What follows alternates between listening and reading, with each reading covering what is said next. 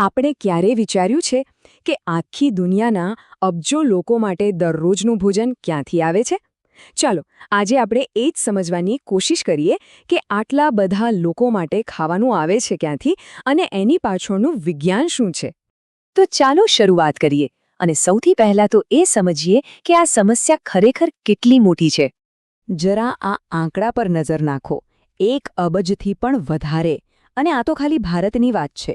વિચાર કરો, આટલા બધા લોકોનું પેટ ભરવું એ કેટલો મોટો પડકાર હશે.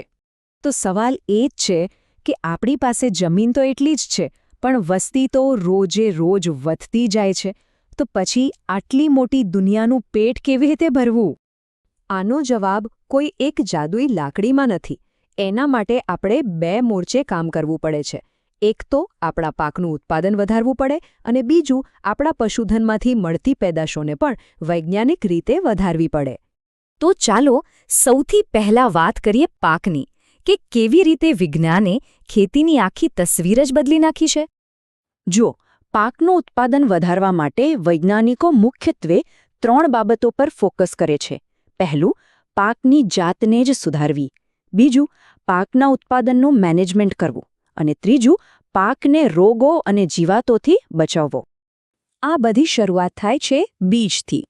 વૈજ્ઞાનિકો એવી જાતો બનાવે છે જે વધુ પાક આપે, જેની ક્વોલિટી સારી હોય અને જે ખરાબ વાતાવરણ જેમ કે દુષ્કાળ કે વધુ પડતા વરસાદ સામે ટકી શકે.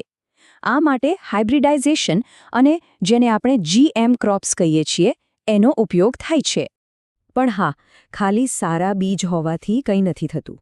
એ બીજને વાવવાની રીત અને એનું મેનેજમેન્ટ પણ એટલું જ જરૂરી છે. અને સાચું કહીએ ને તો આ બધી વસ્તુનો આધાર ખેડૂતની આર્થિક સ્થિતિ પર રહેલો છે. જેમ આપણને તંદુરસ્ત રહેવા માટે પોષણની જરૂર પડે છે, બસ એ જ રીતે છોડને પણ પોષણ જોઈએ.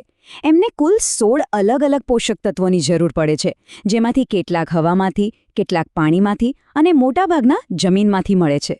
હવે જમીનને આ પોષક તત્વો આપવા માટે ખેડૂતો પાસે 2 રસ્તા છે. પહેલો છે સેન્દ્રિય ખાતર. આ જમીન માટે એકદમ હેલ્ધી, લાંબા ગાળાનો ખોરાક છે. એ ધીમે ધીમે કામ કરે છે, પણ જમીનની તંદુરસ્તી સુધારે છે. અને બીજો રસ્તો છે રાસાયણિક ખાતર. આ એકદમ ફાસ્ટ એક્ટિંગ એનર્જી ડ્રિંક જેવું છે.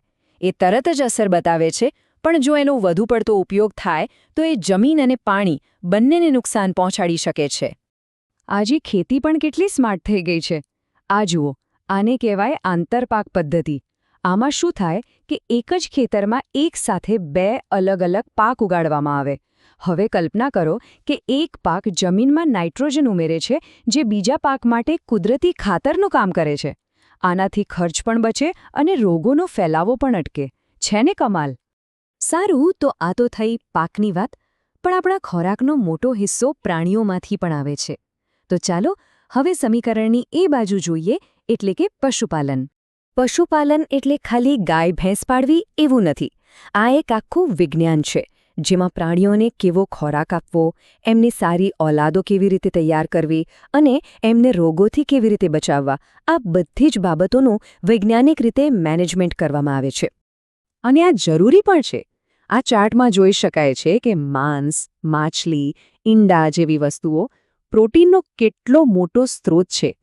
વધતી વસ્તીની પ્રોટીનની જરૂરિયાત પૂરી કરવા માટે આ ખૂબ જ અગત્યનું છે. અને આમાં પણ ઘણી સ્પેશિયલાઇઝેશન છે.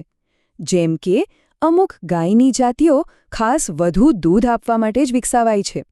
એ જ રીતે મરઘાપાલનમાં પણ બ્રોઇલર મરઘીઓ માંસ માટે ઉછેરાય છે, જ્યારે લેયર મરઘીઓ ઈંડા આપવા માટે. દરેકનું કામ ચોક્કસ છે. અને આ વિજ્ઞાન માત્ર જમીન પર જ સીમિત નથી. પાણીમાં પણ આવું જ છે. માછલી મેળવવાના 2 મુખ્ય રસ્તા છે. એક, દરિયા કે નદીમાંથી સીધી માછલી પકડવી. અને બીજો, મત્સ્ય ઉછેર, એટલે કે ફાર્મમાં, તળાવમાં માછલીઓને ઉછેરીને એનું ઉત્પાદન કરવું. અને વાત અહીં મોટા પ્રાણીઓ પર અટકતી નથી. નાના જીવજંતુઓ પણ કેટલા કામના છે. મધમાખી ઉછેરને જ લઈ લો. એનાથી આપણને માત્ર મધ અને મીણ જ નથી મળતું, પણ સૌથી અગત્યનું કામ જે એ કરે છે એ છે પરાગનયનનું, જેના વગર તો ઘણા પાક ઉગે જ નહીં.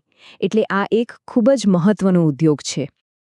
તો આપણે પાક વિશે જોયું, પશુપાલન વિશે જોયું, આ બધી અલગ અલગ પદ્ધતિઓ ભેગી મળીને આપણા ભવિષ્ય માટે શું ચિત્ર તૈયાર કરે છે? જુઓ, આ કોઈ એક જ ઉપાયની વાત નથી. આ તો વિજ્ઞાનની અલગ અલગ શોધોની એક આખી સિસ્ટમ છે જે સાથે મળીને કામ કરે છે.